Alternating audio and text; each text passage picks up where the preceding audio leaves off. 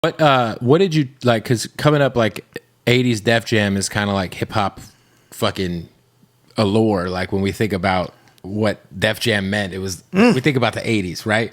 I think your guys' logo, you know what I mean? Like, 90s, yeah. So for me, it's like I want to know what is something that you were able to learn from being around Lyor and Russ. Yeah, that's.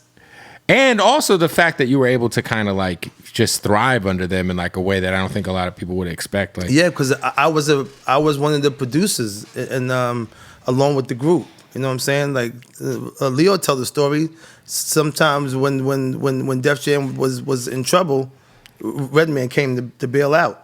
Yeah, that was like that weird era where it was like jail felony. Yeah, the RAL yeah. thing that was moving in transition. Yeah. Between Polygram and whatever. They always say Warren G's Regulate helped save the label for a sec. I mean, Lyor don't hold no punches about what he speaks about. Yeah. How things were. And I know. They need money to hold things up too. But again, EPMD was the fifth group signed to Def Jam.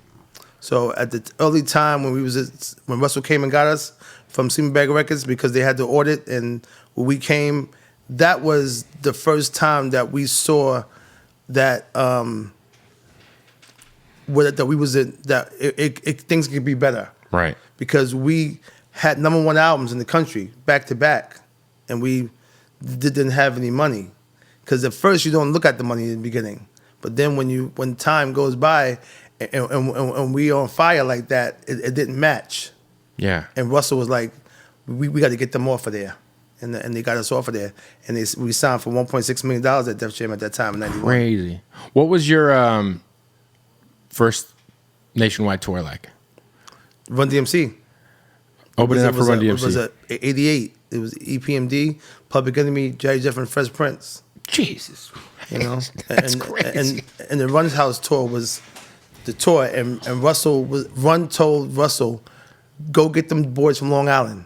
You know? Because don't forget, we're the up and comings. Mm-hmm.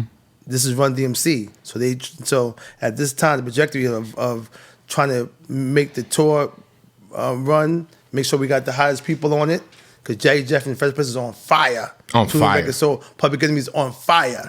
And then all of a sudden, these two guys from Long Island, EPMD, is on fire. Yeah. To the point where when we was on tour and Fresh Prince had stopped the show and said, hold up, I want to congratulate EPMD for #1 album in the country. Me and Prowse don't know what that means. Right. On Billboard. What do you mean with #1? Right. You know?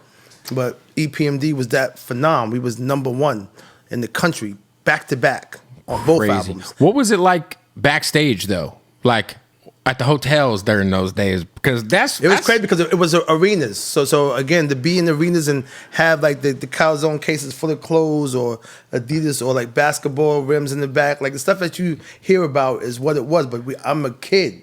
So all this stuff is still brand spanking new. And don't forget, me and Paris rode on Run DMC's bus. We didn't have the money for a bus, and Run invited us to ride with them. Wow. So now automatically, you guys got your own bunk on their bus. I'm on the bottom though. Yeah. But I'm watching the Adidas walk by every morning to get off the bus, you know? But it was something special because they didn't have to do that, but they did. That's so crazy to think that tour happened. Public Enemy, Run DMC, EPMD, and Fresh Prince and Jazzy Jeff. Yep. Wow. That's crazy. Run's House.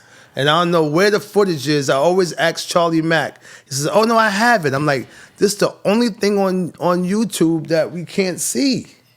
Yeah, there's footage for everything else, it feels like. For that one of the biggest tours, like after, Fresh Fest and all that stuff. Somebody's got to have VHS or something somewhere in a closet. It haven't came out yet. Yeah, that's got to be, that's crazy, man.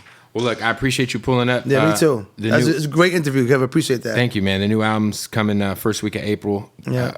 Fully produced by It's going to be Erick. crazy because you're going to be like, yo, Erick was here talking about this shit. Now I heard this shit, you know? I can't wait to hear it. Oh, hopefully Monty let you. How many volumes do you think you're going to be doing? Well, I'm going to do another dynamic duo. Yeah. With the young people. Okay. But all young rappers, though. Right. The ones that know how to rhyme. Right. So, and then I'm going to do a soloist. Okay. Still under the name Dynamic Duo. Then I'm gonna do an R&B thing where all the R&B acts that people not talking about, I'm putting them together too. That's gonna be hard. Yep. There it is, man. Don't forget, it's the easy process. This is like you do this in your sleep. Yeah. Much as it might In your sound sleep. like a lot, it's nothing. Well, I appreciate you pulling up. I look forward to hearing it, man. You. Erick Right. Sermon. Boom. Kev, there you go. Fire.